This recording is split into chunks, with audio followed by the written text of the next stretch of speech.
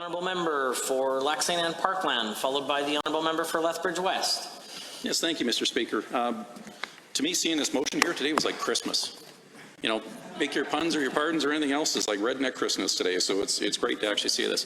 And part of it is, you know, some of the stigmas around firearms ownership. You know, the member opposite had mentioned that the number of firearms owners in the city actually have them. Absolutely. So when you look at gun owner statistics, you're more likely to own a handgun if you're a white-collar worker.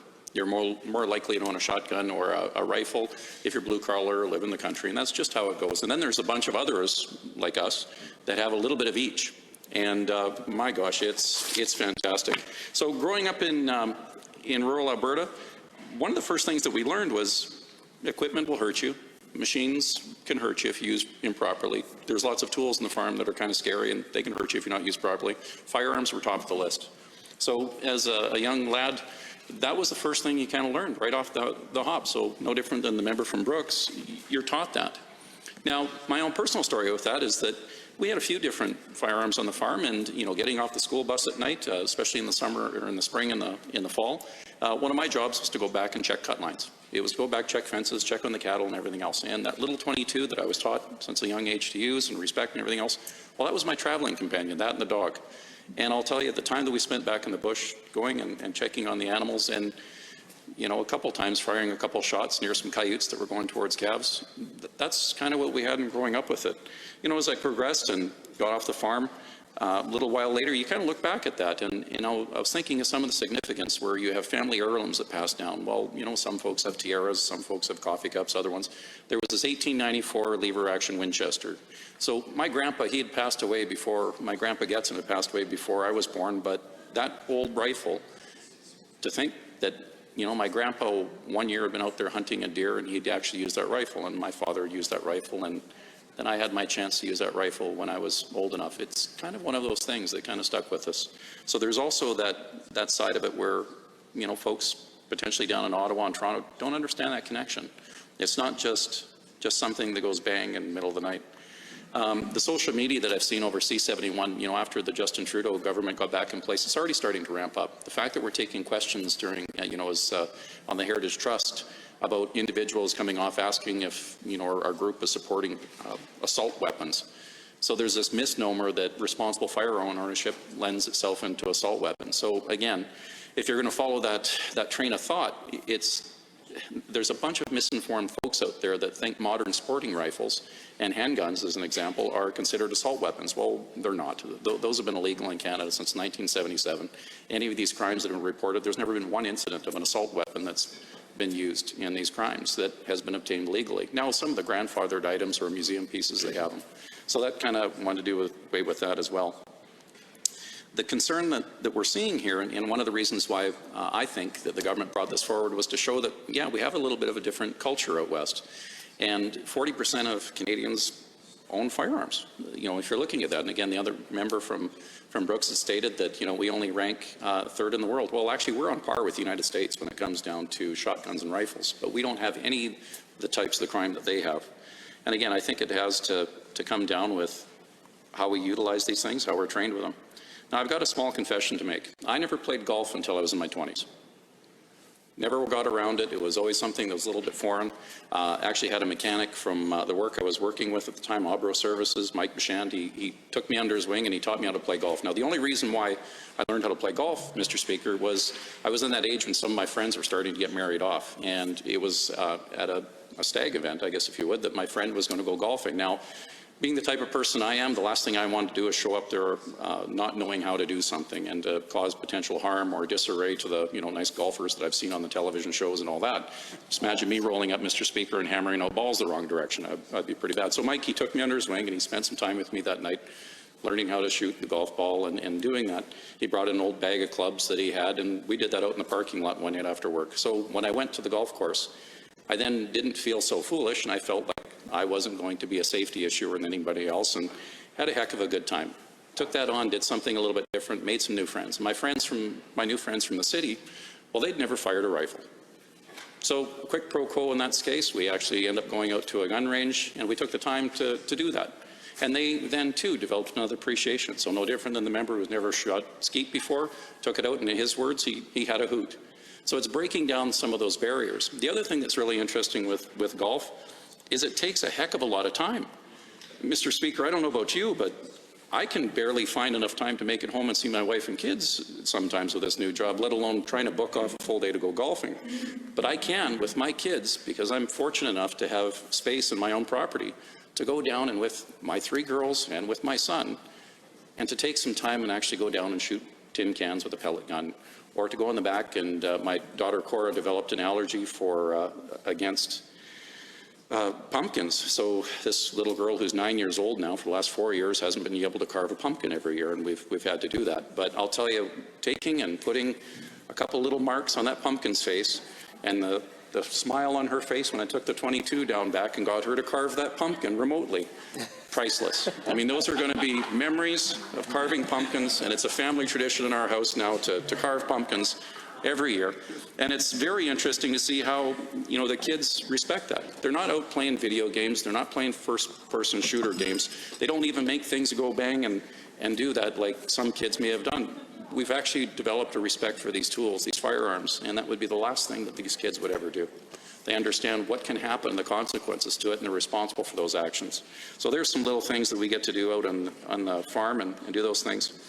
One of the other big events that I had was, growing up and packing that 22 around and shooting cans. Well, my uncle Joe Alescu, he asked my dad one day if I could go to a turkey shoot. Now, I'd never been to a turkey shoot before.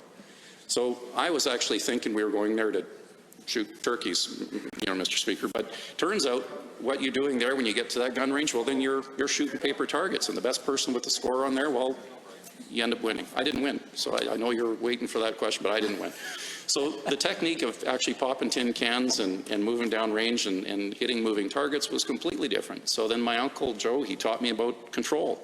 He taught me about breathing techniques. He also taught me how to watch out for those other people on the firing line, because again, when you're hunting or in the bush, it's different. And then you're learning about that. Now, when I originally started buying my own firearms, it was literally because of the long gun registry. So people can box things in a corner and hope that it never happens. And everyone remember the story of, was it Sleeping Beauty?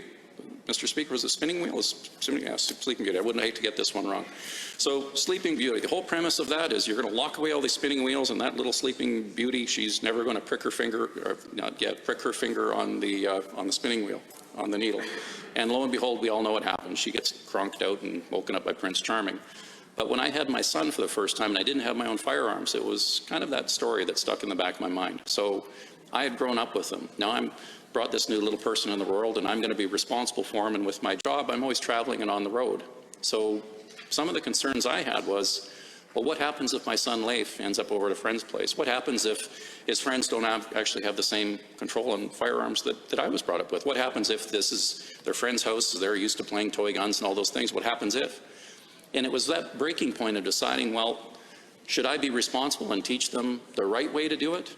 Or should I take the chance and have the folks down in Ottawa and Toronto make those decisions and potentially have something wrong? Well, I chose the first way. It was to actually have those firearms and expose them to it.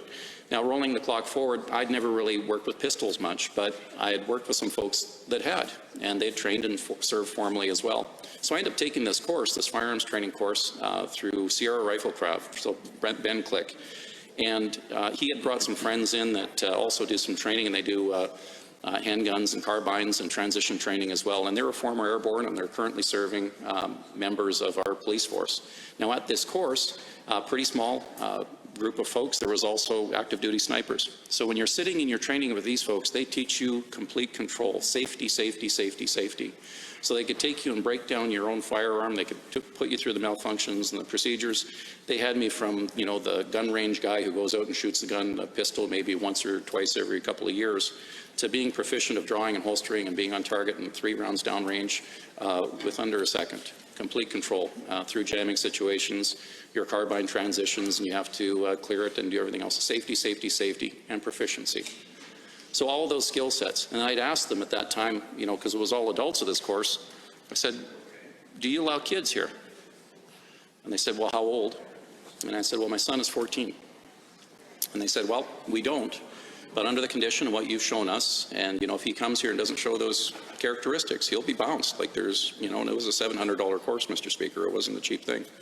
So they allowed him in.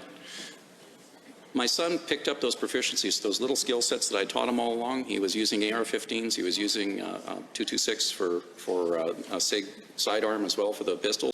And he was all through that. So lo and behold, Mr. Speaker, when they've transitioned to the end of your training course, and he met a lot of professionals out there as well, lots of doctors and lawyers and such. So when you transition to the end of this, they do everything under timer, under duress, under stress. So if anyone ever has to pull a firearm out, heaven forbid, in the case of emergency, or they're going to go shoot that first deer, your heart rate is up, everything's elevated. So what they do is everything's under stress environment. So they're timing you, and you're essentially firing against the person next to you at targets, different distances. And you've got live targets, moving targets, stationary targets, different positions, everything else. Well, lo and behold, my 14-year-old son ended up winning that against serving police officers, against some former military people, and actually he beat me in it as well, which was a little humbling, but very proud dad moment. Now my son, like the member from opposite, is going to take his hunter's training course. Well, he ended up taking it in school. Now, my son coming back, he was aghast of what was being taught in that school for the actual control and the way they managed those firearms. So this is a teacher teaching the course who didn't have the same level of safety as the firearms owners or the firearms trainers that we went with. So again, part of this is understanding who we are as Canadians, understanding who we are as Albertans. And rural crime, we talked about that. One of the leading messages I had asked out in our area was how many folks in the audience of an audience of 200, and this probably won't be a surprise for your demographics either, Mr. Speaker, how many own firearms? So we look at the statistics across Canada, 40% basically, arguably. 80% of the people in that room put their hands up. Now, again, coming back to what types of firearms, I was talking to a bunch of them. It's just not the old lever action rifles that everyone sees or the old John Wayne big loop that you're seeing in the movies anymore. When we were talking about firearms, predominantly most of them are semi-automatic firearms now, and a large portion of them, at least 25 to 30%, are modern sporting rifles. So these are the evil black rifles that everyone's talking about. Myself and my gun cabinet, I don't own a bolt gun. I have the old lever action 30-30, and that's as close as I get. Everything else I have is that stream, so it's a semi-automatic type rifle. Now, the reason why I picked those wasn't because of the movies. It wasn't because of some other silly thing. Honestly, it's because of engineering. These types of platforms have been out for at least 60 years. In the last 20 years, their accuracy and their reliability have increased substantially.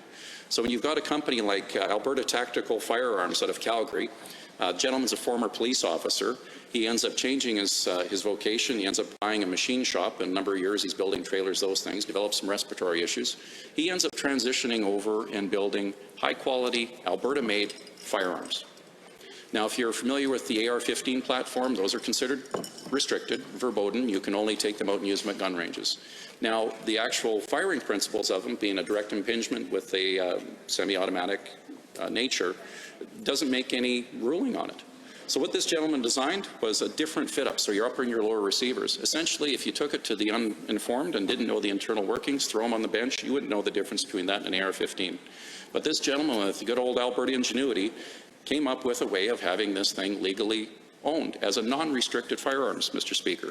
So he has the modern Hunter, which is in .308 caliber and up, so the big game stuff, and then a modern Varminter. Wonderful, finely accurate rifles. In fact, some of these rifles have been winning competitions against the bolt guns. So really good product. If you look at Northeastern Arms or Black Creek Labs, they're out of Ontario, they've done something similar. Demaco, if you look at them, so that's the Colt Canada version. These things are renowned for all over the world. Canadian shooting sports, you have Elcan, which provides some of the highest quality optics in the world. They're Canadian made. There's an entire industry out there that's devoted to this. Over $141 million a year goes into shooting paper targets. Myself, when I go out hunting, I am the worst hunter ever. I'm usually rushed in the last couple days of the year, but it's not about that. It's about me and my son going out, and it's like me going back and sharing some of those traditions and going back to some of the old farm properties and walking those old cut lines again. And it's that rite of passage.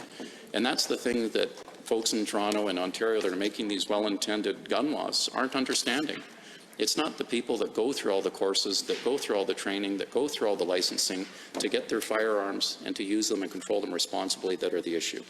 The issue is the ones that aren't.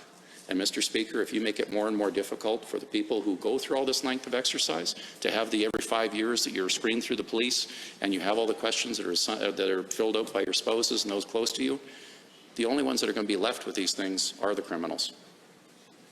And to me, that's far more dangerous than anything else. Thank you, Mr. Speaker.